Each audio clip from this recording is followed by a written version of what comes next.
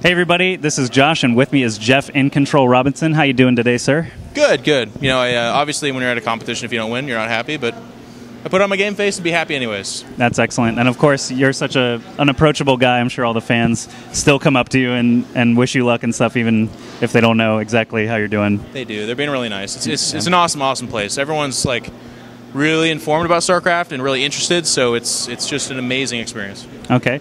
And there are a couple of differences here, obviously, for Columbus from the last time. Obviously, we had basically entirely new pools because they drew from the last event. So who was actually in your pool this time around? I had Losira, Hey-Pro, Machine, and then I eventually had Major as well as TLO. And TLO? Oh, yeah, that's right. Major came up from the open bracket, actually. And that was actually a bit of a surprise to me. What'd you think about Major's play this weekend? He's a great player, and he does really well in a lot of events. He's got a lot of growing to do as a person. He's a bit of a douchebag, but he's got his rough spots. I'll say that. He's got his rough spots. Yeah, he definitely has some rough spots. But that was actually, you played him on the main stage, didn't you? And was that sort of a rematch from WCG Mexico or something? Yeah, I mean, that was many years ago, so he was much younger. He made a lot of mistakes in Mexico, and I was able to capitalize on it here. He played solid games, made really good choices. He held off my Void Ray push, which I thought was going to be successful, so I had that elevator feeling of, yay! And then it snaps, and you're like, no! Marines are a good unit, I hear. They're pretty good. Yeah, pretty darn good. In that last game, he took a really fast command center, and what I'm learning, I talked to all the Protoss players, it's like, on those big maps, you either have to 6-gate or do it yourself, so I'm going to have to work some 6-gates in my play. Yeah, figure them out, man. You got time for Anaheim, so... obviously, since the last time we spoke, there's been a whole hell of a lot of games for the North American Star League. Yeah. Last time we spoke, it was just about to kick off. You were very excited about it, talking about the HQ streams and all that good stuff. And gotta say, it's, 8 weeks later now? 9 weeks later? We're about to finish up week 9 here, coming up. So give me some overall thoughts on NASL, man. You did it. You're getting through it. I'm happy. It's every day, a pretty good audience turns out, and they see some pretty darn good games. Some of the best games I've ever seen. Our commentating's definitely improved. I had no delusions I was one of the best commentators, or I was going to step down as some kind of Jesus Christ of commentary.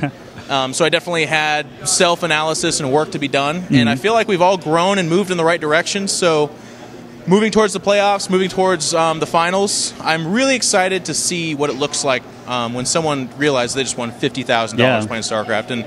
And at the end of the day, I hope good games lead up to it. Yeah, and of course, like I said, week 9 going to be the last week of online play. Then we've got a whole series of sort of qualifiers and extra pool play and all that good stuff. But the live event is going to be the top 16, I believe, right? Yes. And that will begin July 8th through 10th in Ontario, California. Ontario, California. Now, that's a live event, so even if some Korean players or European players actually manage to get in, are they all going to...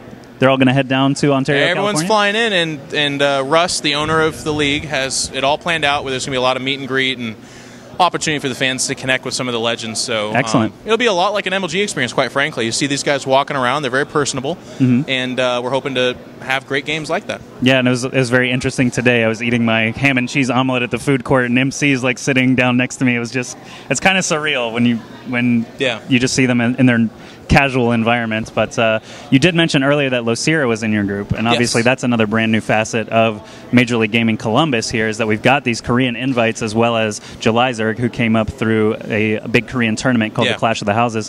What's your opinion on, first of all, the partnership between GSL and MLG, and then second of all, the automatic seeding? I know some players have had varying opinions on that.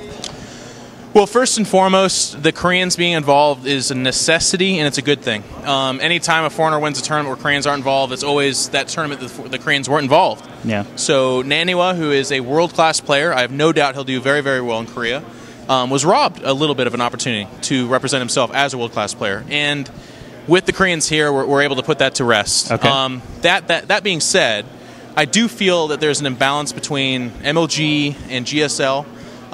They get to come here, compete for 3 days, win a solid cash prize that builds towards a championship. Right. But they get to go back and forth each time.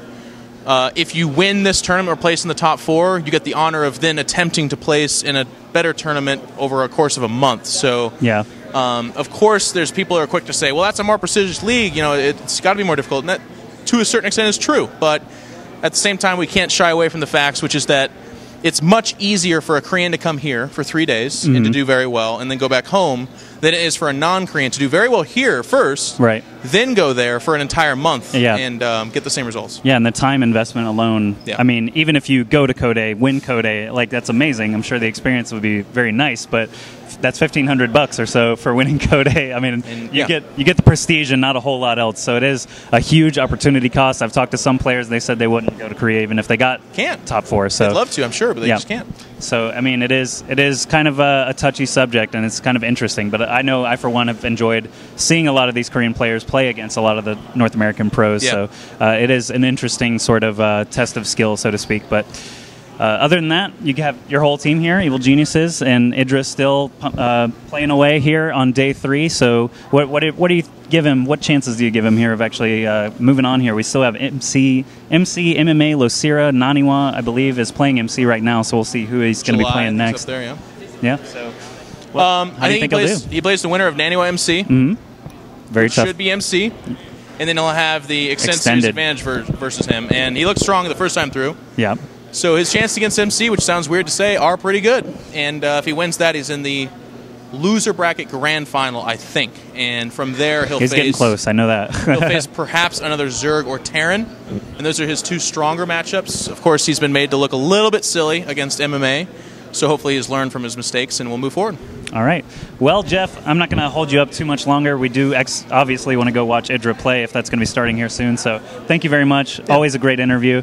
I'm actually going to be moving to California here soon, so I'd love to attend those live NASL finals in a couple of weeks. Or sounds good, man. About a month or so. So, all right. Thanks.